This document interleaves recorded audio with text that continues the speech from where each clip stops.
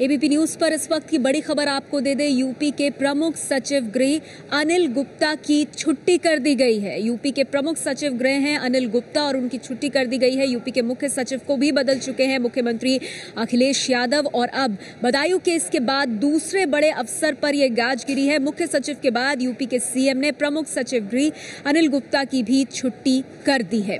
Badaun case के बाद जिस तरह से लगातार विरोधियों के निशाने पर है मुख्यमंत्री अखिलेश यादव, उसके बाद ये दूसरे बड़े अफसर हैं जिन पर गाज गिरी है इसकी। बदायूं केस के बाद दूसरे बड़े अफसर अनिल गुप्ता जो कि प्रमुख सचिव गृह हैं, उनकी भी छुट्टी कर दी गई है और इससे पहले मुख्य सचिव को हटा चुके हैं यूपी के मुख्यमंत्री अखिलेश यादव। तो यूपी के मुख्य सचिव के बाद अब गाजगिरी है एक और अफसर पर। हमारे साथ आज जानकारी के साथ जुड़ गए एबीपी न्यूज संवाददाता पंकज झा।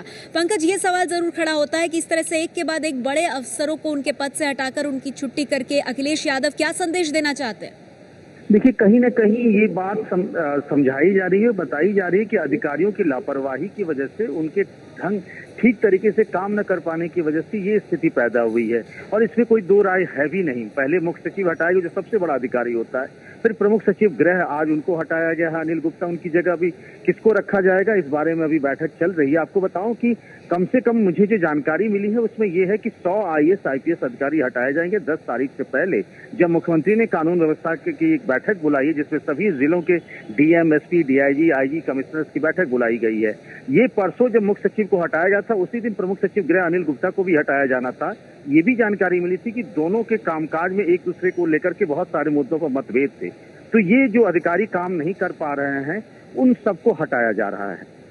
जानकारी देते हुए एबीपी न्यूज संवाददाता पंकज झा की जो अधिकारी जिनके ऊपर कहीं ना कहीं लापरवाही की वजह से जिस तरह की हालत चल रही है उत्तर प्रदेश में, वो स्थिति आ रही है, तो उसी संदर्भ में अब प्रमुख सचिव गृह जो हैं अनिल गुप्ता, उनको हटा दिया गया है।